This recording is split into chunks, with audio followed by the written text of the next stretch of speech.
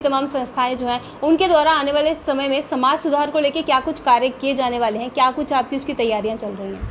देखिए, राष्ट्रीय हिंदू वाहिनी एक ऐसा धार्मिक संगठन है जो हिंदू हितों की बात करता है और हिंदू के भलाई के लिए ही काम करता है।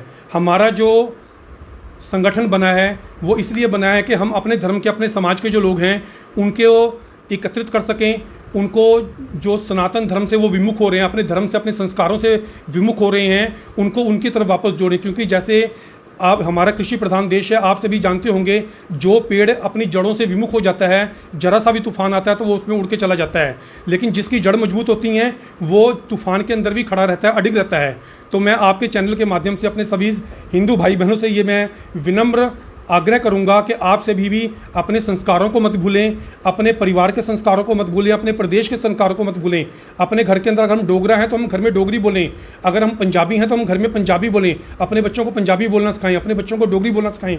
अगर हम यूपी के, बिहार के हैं तो हम बिहारी, उड़िया, जिस भी प्रदेश के हैं, जो हमारी मदर लैंग्वेज है, मदर टंग जिसको बोलते हैं, उसका हम ज़्यादा से ज़्यादा प्रयोग करें। अपने धार्मिक रीति रिवाज जो हैं उनसे अपने बच्चों को विमुख नहीं करें, क्योंकि अगर हम उनको विमुख करते गए तो आने वाले समय में बच्चे हमारे संस्कारों को, हमारे जो संस्कृति उसको बिल्कुल भूल जाएंगे। तो सर, कहीं ना कहीं अगर हम बात जम्मू कश्मीर की कर रहे हैं, बहुत से मसले चल रहे हैं इस वक्त, हम लोगों के आम मुद्दे पे आना चाहेंगे। इस वक्त अगर हम हिंदू धर्म की ही बात करते हैं तो उसमें गाय, जो कि हम माता का रूप मानते हैं उन्हें, और वो इस वक्त बहुत ही एक ऐसी चीज़ से पीड़ित हैं जिसके चलते बहुत बुरी खबरें सुनने को आती हैं, और कहीं ना कहीं ये भी लोगों की शिकायतें आ रही हैं कि सरकार की तरफ से कुछ भी पहल नहीं की जा रही है। क्या कहेंगे उस विषय पर? मैं आपके माध्यम से समस्त भारतवासियों को, ना खाली जम्मू कश्मीर के प्रदेश को, समस्त भारतवासियों को कहना चाहता हूं कि जब कोरोना महामारी शुरू हुई थी तब भी लोग इसी तरह की बातें करते थे कि सरकार कुछ नहीं कर रही है, लेकिन सरकार जो थी वो अपना कार्य कर रही थी।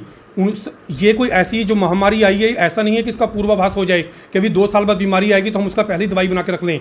अभी जहाँ तक मैं समझता हूँ सरकार इस मामले पे बहुत गंभीर है, पूरा संज्ञान लिया हुआ है, और हमारे जो वैज्ञानिक हैं इस पे शोध कर रहे हैं और बहुत जल्दी ही इसमें हम सफल हो जाएंगे। तो सर, आपकी तरफ से कुछ इस मसले को लेकर हल किया जाएगा या लोगों की मदद को लेकर किसी प्रकार का कुछ कार्य किया जाएगा आने वाले समय में?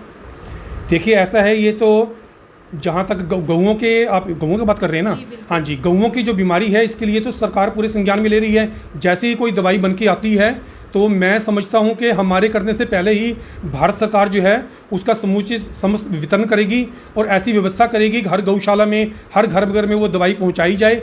लेकिन आपके माध्यम से मैं एक और विनती करूँगा अपनी केंद्र सरकार से कि जब भी कोई ऐसी दवाई बनती है, कोई ऐसा टीका, इंजेक्शन आता है, तो वो सबको निःशुल्क उपलब्ध कराया जाए, क्योंकि गौ माता जो हमारी राष्ट्रीय माता हम उसको चाहते हैं घोषित हो, हमारी आस्था इनके साथ जुड़ी हुई है, तो शीघ्र से शीघ्र इस पर कार्य हो ताकि गौ माता जो है उनको स्वास्थ्य लाभ मिल सके। तो सर, कहीं ना कहीं हम इस समय जम्मू कश्मीर की समस्याओं की अगर बात कर रहे हैं, एक बड़ी समस्या यहाँ पे नशे को लेके भी चल रही है। युवाओं में नशा लगातार बढ़ता जा रहा है। बहुत से युवा मीडिया के सामने भी आए हैं, उनका फेस हमने नहीं दिखाया था क्योंकि कुछ लिमिटेशंस होती हैं जिसको ध्यान में रखते हुए ही उनको सामने लाया गया था, परंतु युवा जो है वो लगातार नशे की तरफ बढ़ते जा रहे हैं। लगातार नशा जम्मू में पहुंच भी रहा है। युवा जो है कहीं ना कहीं मौत के मुंह में जाने का कार्य कर रहे हैं। उनके विषय में क्या कुछ कहेंगे? उनको लेके जो यहाँ पे केंद्र बने हैं, क्या वो काफ़ी हैं या आने वाले समय में कुछ नया कुछ किया जा सकता है इसमें बदलाव या सुधार? देखिए, जितने यहाँ पे नशा मुक्ति केंद्र बने हैं, जिस हिसाब से जम्मू कश्मीर में नशा फैल रहा है उसके हिसाब से वो बहुत कम है। और सबसे बड़ी बात ये है, इसके अंदर सबसे बड़ा हाथ जो है हमारे पड़ोसी मुल्क का है, क्योंकि अगर हम किसी को गिराना चाहते हैं, किसी का घर तबाह करना चाहते हैं, तो उसके बच्चों को नशे में लगा दो, तो वो हमसे प्रत्यक्ष रूप में हमसे युद्ध नहीं कर सकता। जितनी बार करा है उसने मुंह की खाई है। उसके बाद छिदम रूप से जो आतंकवादी भेजता रहा है उसके अंदर भी अब वो कामयाब नहीं हो रहा। अब उसने एक सुगम रास्ता निकाला है नशे की तरफ लगाने के लिए।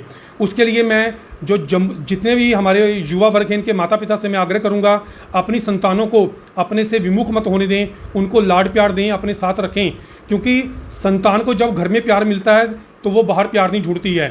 अगर आप उसे घर से दोस्ताना व्यवहार करेंगे, प्यार से रखेंगे, अपने बच्चों से इमोशनली जुड़ेंगे, तो वो बाहर नशे की तरफ नहीं जाएंगे। जब बच्चा घर वालों से उपेक्षा का शिकार होता है तभी वो बाहर जाके साथ ढूंढता है। और सरकार से, पुलिस से भी मैं करूँगा, आपके माध्यम से बोलूँगा, हमारे डीजीपी साहब जो हैं अपने दिलबाग सिंह जी को भी मैं ये रिक्वेस्ट करूँगा कि एक अलग से ऐसा सेल बनाएं, अगर बना हुआ है तो उसको सक्रिय करें और जो नशा जहाँ से आता है उस जड़ को ख़त्म करें। जब आना बंद हो जाएगा तो बिकना अपने आप बंद हो जाएगा। तो सर कहीं ना कहीं कल महाराजा हरि सिंह जी का जन्मदिन भी है, छुट्टी भी घोषित की जा चुकी है। कार्यक्रम किस प्रकार से चलेंगे, जम्मू में क्या कुछ नया देखने को मिलेगा, कितने हर्षोल्लास से ये कल का त्यौहार ही एक तरीके से कहेंगे, क्योंकि दिवाली के साथ ही इसे कंपेयर करके बताया जा रहा था। जिस प्रकार से दिवाली में दिए जलते हैं, कल भी कहा जा रहा है उसी प्रकार से मनाया जाएगा। क्या कहेंगे उस विषय पर? मैं राष्ट्रीय हिंदू वाहिनी परिवार की तरफ से भी समस्त जम्मू कश्मीर प्रदेश वासियों को बोलता हूँ और एक निवेदन करूँगा कि आप अपने घर में कम से कम दीपमाला जरूर करें, क्योंकि ये हमारे लिए एक गर्व का विषय है, गौरव का विषय है। और हम बहुत खुश, हम सभी खुश हैं कि हमारी ये सामूहिक प्रयास जो है सफल हुआ है। ये किसी व्यक्ति विशेष का प्रयास नहीं है, ये हम सबका सामूहिक प्रयास है। इसलिए इस उत्सव को हमें सामूहिक रूप से अपने अपने स्तर पे बनाना चाहिए। बाकी कई राजनीतिक दल, कल युवा वाहिनियाँ कल अपने अपने स्तर पे ही बनाएंगे, कोई मोर्चे भी निकालेंगे, कोई अपना उल्लास हर्षोल्लास से सब अपने तरीके से बनाएंगे। और राष्ट्रीय हिंदू वाहिनी जो है वो भी अपने तरीके से इसको बनाएगी। और मैं बस यही इतना कहूँगा कि सब जो हैं अपने पूरे प्रेम के साथ, आपसी सद्भावना के साथ इस परिवार को, इस त्यौहार को बनाएं। तो जैसे कि आपने सुना, तमाम मुद्दे आज जम्मू कश्मीर के थे, उनके विषयों पे हमने बात की। चाहे वो नशा मुक्ति को लेके बात हो, चाहे वो आज के समय में गायों में जो समस्या चल रही है लंपी वायरस की, उसके विषय में बात हो, या फिर महाराजा हरि सिंह जी के जन्मदिन को लेके जो सेलिब्रेशन कल होने वाला है उसके विषय में भी बात किया है।